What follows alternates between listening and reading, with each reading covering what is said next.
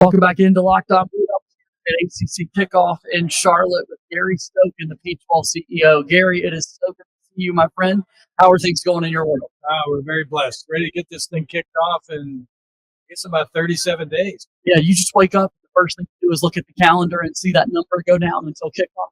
It's interesting. We have meetings going on with CFP continually every week.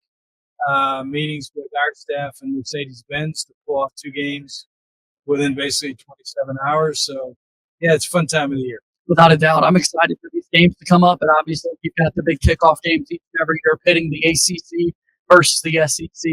Tell me a little bit about the process that goes into selecting which teams are going to get to play in these games. Well, it's interesting. I mean, I just had a conversation with Red Ashley from you to talk about, hey, we'd love to come down and play in one of our games. So you just have a lot of conversations with ADs and coaches. Some games develop in a year. It's like 5 years. Rating South Carolina, we've been trying for 10 years to put, a game together. Right. This year we're able to do it. Virginia Tech and South Carolina. So everyone's a different story. It's like your kids. They all have their own background. It's like the Rubik's Cube because you got to talk to an AD and say, yeah, this is interesting, but coach doesn't want to play that other team. Then you got to work through the financial deal. Then you got to work through the TV deal. So there's a lot of intricacy involved, but it's a lot of fun. It's a good challenge, and we've been able to be successful for 18 straight years. Just tell me how you ended up with this matchup, the games that you've got this fall. So with Tennessee, when Danny White got the AD job at Tennessee, I mentioned something to him, and then when South Carolina, talking to Ray for about 10 years for Virginia Tech, when Witt Babcock got the job, we'd start talking. So in every case, and in Syracuse, John Wildhack was with ESPN for years and years, and we did deals together. He said, hey, I'd love to get a chance to put Syracuse down there. So it's all different across the board. I've been very blessed to have relationships. In the 28 years I've been doing this, and 47 years being in college sports marketing. So, yeah, you have a lot of relationships, a lot of conversations, just see what hits. Relationships can go a long way when you're putting these games together. I know the two and I have been talking recently in Atlanta and now here in Charlotte, talking about a new partner that you got in this whole venture was Aflac. I'd love to hear the story again about all that came together. Yeah, so I guess it was 2023. We were headed up to New York to bring in the start of college football season by ringing the bell at the New York Stock Exchange. And so after we rang the bell, I walked downstairs, and the New York Stock Exchange people introduced me to the Virgil Miller, who was president of Aflac, and said, Aflac's on the New York Stock Exchange, and Virgil's a huge college football fan. And Chick-fil-A had just told me that they were going to stay as sponsor of our Chick-fil-A Peach Bowl, but that they needed the money out of the kickoff game to spend on something else. So I was looking for a new title partner. And I mentioned to Virgil, I said, Virgil, you'd be a great partner of ours. We've given $20 million to Aflac Cancer and Blood Disorders Center in Atlanta to create trials, find cures, childhood cancer. Our games are in September, which is Childhood Cancer Awareness Month. And Aflac's given $147 million to start the Aflac Cancer Blood Disorders Center. So there's a lot of commonalities. I said, our community of interest is great. You'd be a great partner. You're based in Columbus. We're in Atlanta. And within 2 weeks, we had a deal. It's the strangest, honest, most unique deal I've done in 46 years of being in business. But they've been a great partner. The Aflac kickoff for the cause last year. During our kickoff games, we raised $420,000. Amazing. This year, we hope to go over $500,000 to, again, find cures and trials to eradicate childhood cancer, give a kid another month, another year, maybe a life. So, yeah, it's been great for us because our mission is to be the most charitable organization in the country. And so to give $68.5 million out since 2002, it's important to us to use college football for the greater good. And we're doing that with the kickoff games. Without a doubt. That means a lot to me personally, and I know so many others that you're able to do kick off for a cause and raise money for something that impacts so many people as a whole. So, talking a little football now, also with these games in mind, you've had quite a run with the college football playoff as well, with one of your games getting the opportunity to be a playoff semifinal. Tell me about that partnership. Well, it's been a great partnership with CFP. We elevated ourselves from selling on 18 straight years with ACC versus matchups. And when CFP said, we're going to open up to other bowls, we made a presentation. And obviously, I think bringing the college football to Atlanta, paying for that, developing that, opening that, I think starting these kickoff games, I think the commissioner looked at Chick-fil-A Peach Bowl and saw the success of 18 straight sellouts and said, what these guys are doing, get back to college football matters. My staff does a great job. We have great corporate support, great city to do it in. And so they gave us a chance in 2014 to join the CFP. And now we've hosted 2 national championships in Atlanta. We'll basically, within a year's time, host the quarterfinal that we hosted this year with Texas and Arizona State, national championship with Ohio State and Notre Dame. And this year, the Chick-fil-A Peach Bowl will be the CFP semifinal. So it's a great run. Look forward to hopefully 26 through 31 maintaining our position to be a CFP bowl game. How can people get involved? What's the biggest way, outreach-wise, that you look for support day to day, Gary? We have huge volunteer opportunities. We have people that basically host the teams and take the coaches around, take the ADs around, host the players at events. So there's a myriad of things that they can do if they want to get involved in college football. We won't be during the holiday season this year, which sometimes prevents people from volunteering. Sure. Our game will be on January 9th this year. So it's a good time for people to get back to college football, get back to Atlanta. Our event's not only charitable-wise, but from a tax revenue standpoint, we'll go over $100 million in economic impact this year. Wow. Which will translate to about $6 million in tax revenue. It goes back to the city and the state. That'll take us to about $1.5 billion since we started the kickoff game. So, we get back to the city. So if you want to get involved in something that you love college football, we'd love to have people volunteer with us. Thanks for being here, Gary. Appreciate the time today. Good to be with you. Have a great season. Gary Stokan with us here on Locked On Blue Devils.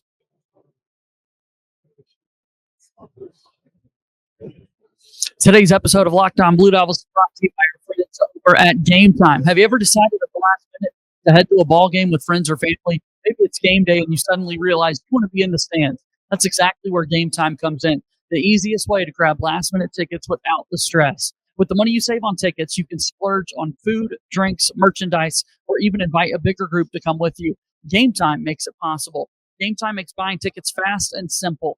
Prices on the app actually go down the closer to first pitch, and they've got incredible last-minute deals, clear seat views, and a lowest price guarantee that takes the worry out of buying. Go ahead and take the guesswork out of buying tickets with Game Time. Download the Game Time app today, create an account, and use code LOCKEDONCollege for $20 off your first purchase.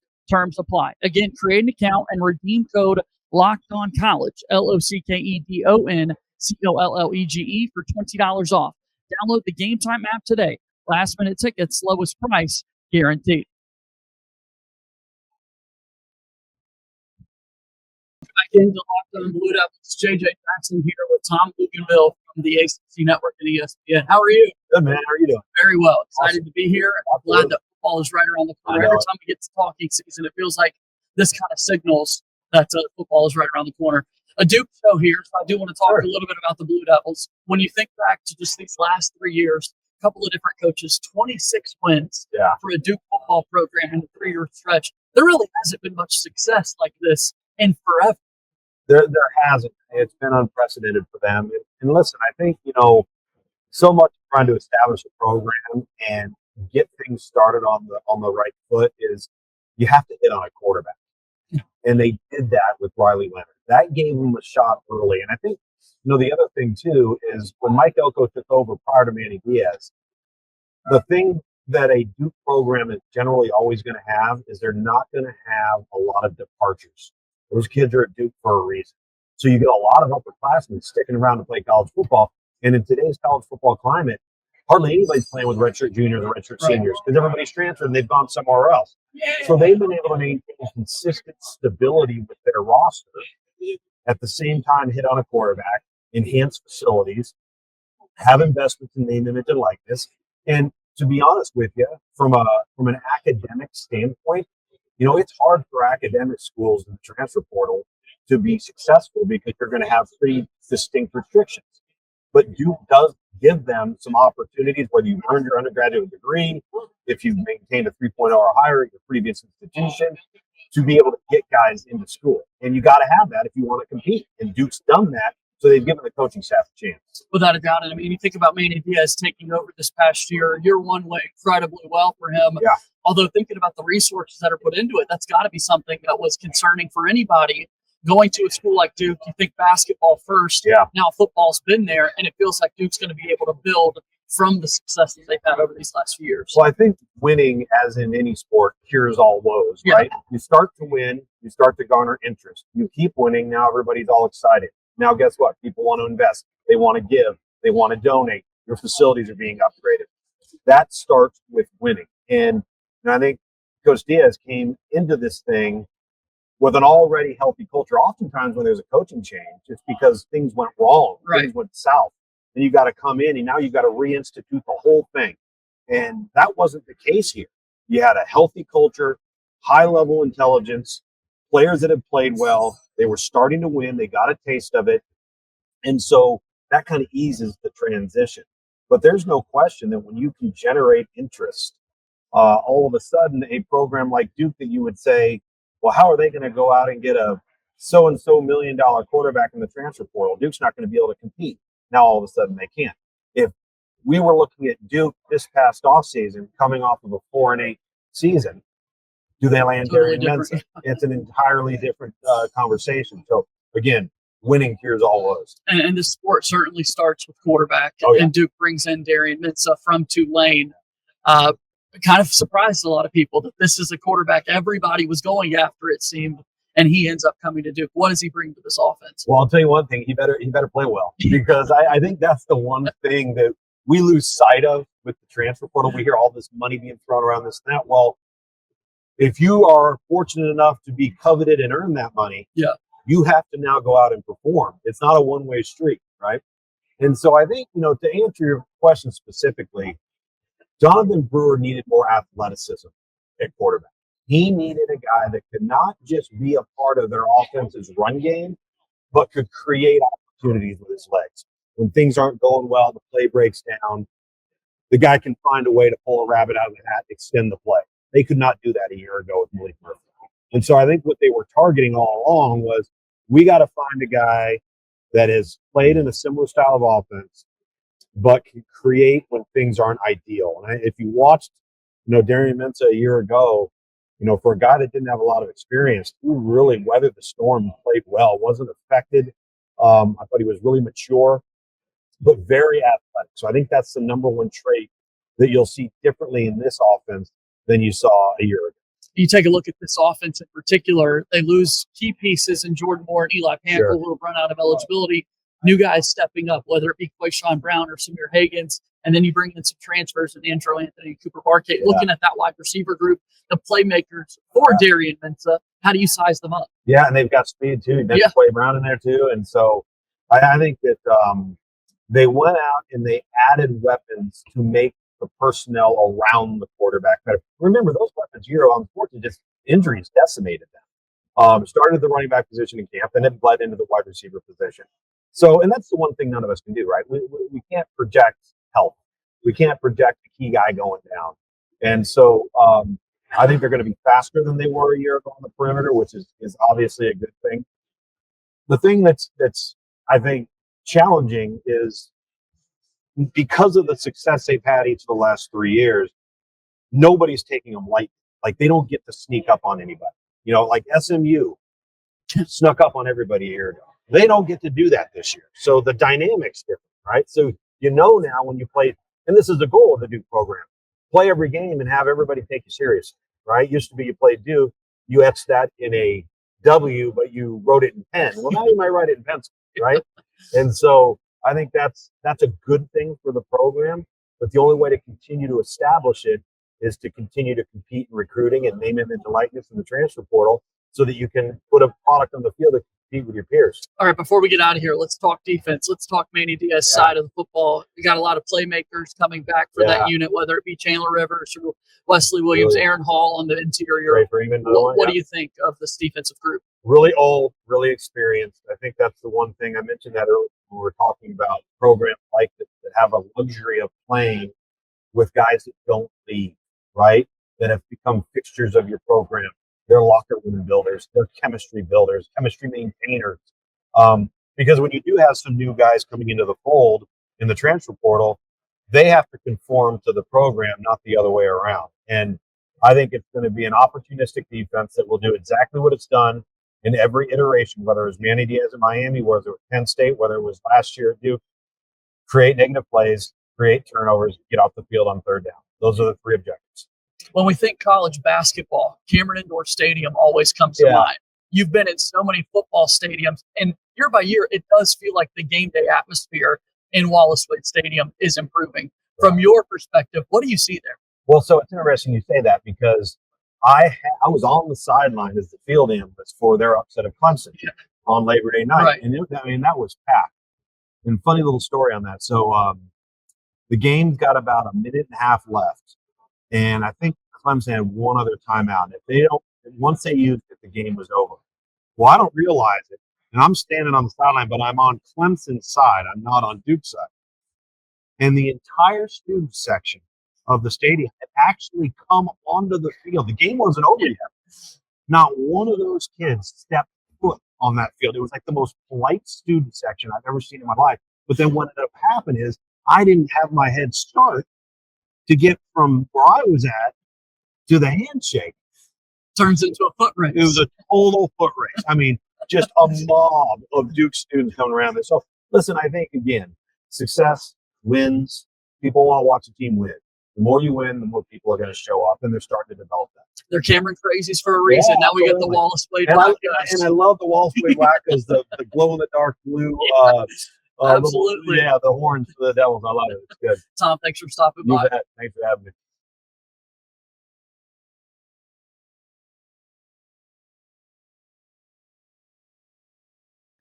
Today's episode is brought to you here by Monarch Money. Monarch Money is the absolute best. I love it so much. Ever wish managing your money felt easier? Well, with Monarch Money, it can. Whether you're growing your savings or planning a big purchase, Monarch puts you in the driver's seat. It's like having your own personal CFO, giving you full visibility and control over your finances. Monarch Money is more than a budgeting app. It's a complete financial command center. You can track all your accounts, investments, and spending in one place. So in addition to managing your money, you're also building wealth.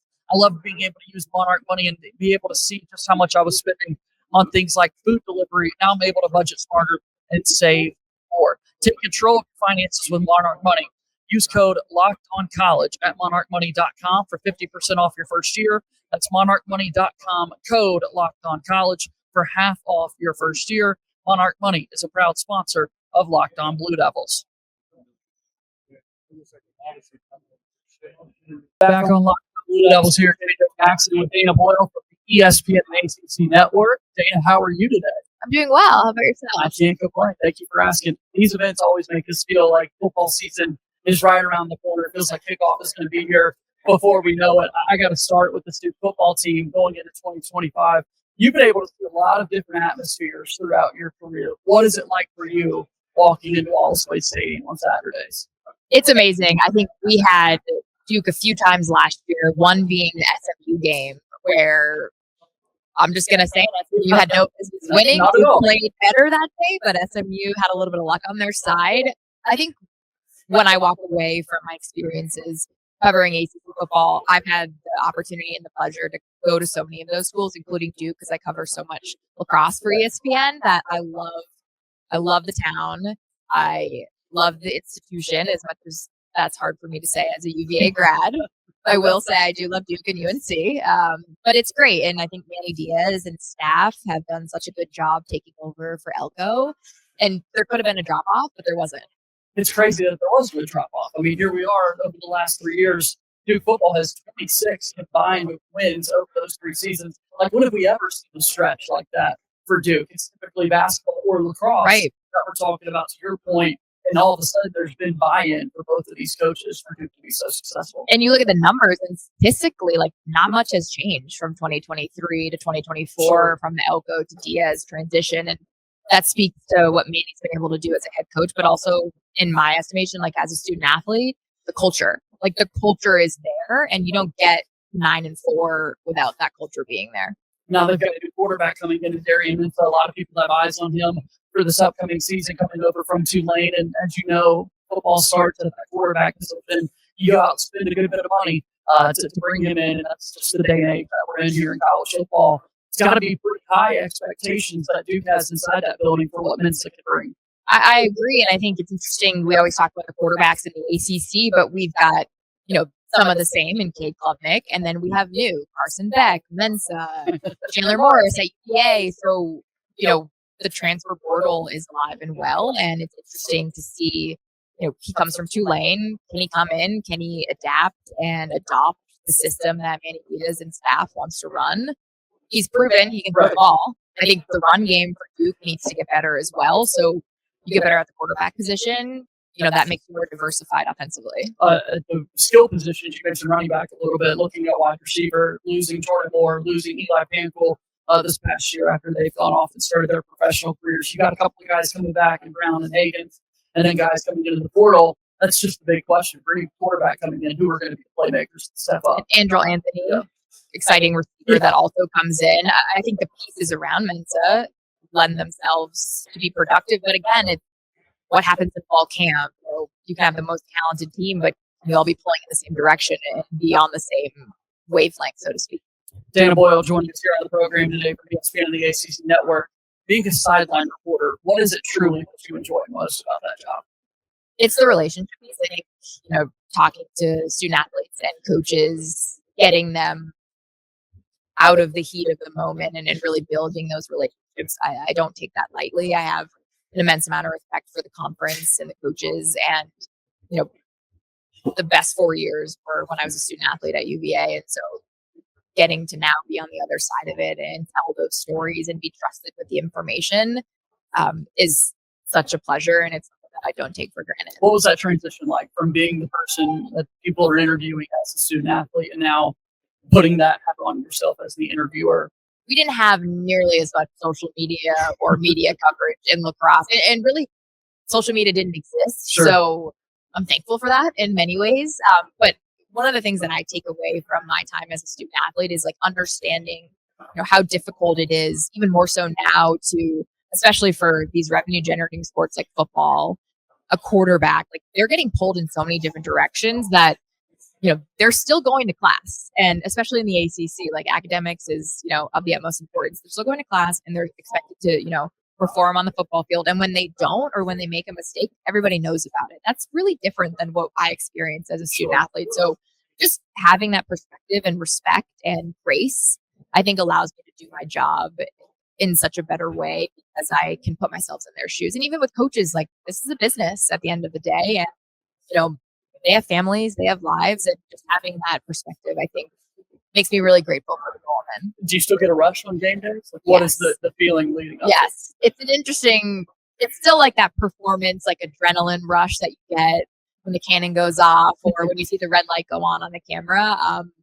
But that adrenaline and that like love for the game, whether it's football, basketball, lacrosse, I don't think will ever fade. And when it does, I think then it's time to get out of the industry I'm in. Yeah, and so many of those atmospheres, you're curious if they're going to be field being stormed, all the things that could take place there. Makes your job super exciting. Before you get out of here, I do want to talk a little lacrosse because Duke is a school, obviously, that is well known in that sport. And PLL this time of year, there are Duke guys all over the place. What has it been like transitioning from the UVA player to now have the access that you've had inside the Duke program? Yeah, I mean, Kirsten Kimmel, the women's coach, and John Danowski are what's the best way to put this? Great ambassadors of our game, and I have so much respect for the two of them. It's different when you go college football to lacrosse or a Olympic sport. Like those coaches have been there. Kirsten Kimmel's been there since the inception. Yeah, she's been well established. Same with John Danowski. So they don't have the coaching changeover. So they've ridden this wave of this new era of sports, of college athletics, and they do it with such integrity. And that's really, I can say that for any ACC lacrosse school, but getting to transition and having the access that I have and the relationships with the coaches. Like I love college football, but I love college lacrosse. So we're still going now with the PLL, which is awesome. And again, it's like Coach Pressler, used to be the Duke coach. Yep. Now he's the head coach of the Atlas. We all just love the game. Maybe too much. We're all lax rats to an extent, but with the PLL, you have so much access. So I'm going in huddles. I'm asking coaches follow-up questions. Like I have to retrain my brain when I go to football because I'm not allowed to be in the OC huddle. I'm not allowed to do that. I'm not allowed to talk to the coaches. But it just makes me really grateful for the sport that I spent so much of my youth playing and dedicating, and getting to cover it is like so rewarding. It's kind of crazy to think about. We look at basketball and you look at the NBA. It feels like every single team has a Duke guy on it, a brotherhood. You turn on the PLL on Saturday and you're seeing Miles Jones and Kai Montgomery, Brennan O'Neill. It feels like you go everywhere and there are Duke guys all over the place. Brennan O'Neill had one of the greatest goals I've ever seen last week in Fairfield, Connecticut. He could have shot the ball straight on, facing the goalie, but instead he went behind the back twister between the legs. One of the greatest goals I've ever seen, and I've covered a good amount of lacrosse. It was insane. He is a generational talent. Just your everyday Saturday. Yeah, no big deal. Yep, no big Dana, deal. thanks for being here. Appreciate it. Thank Dana you. Boyle with us on Locked On Blue Devils.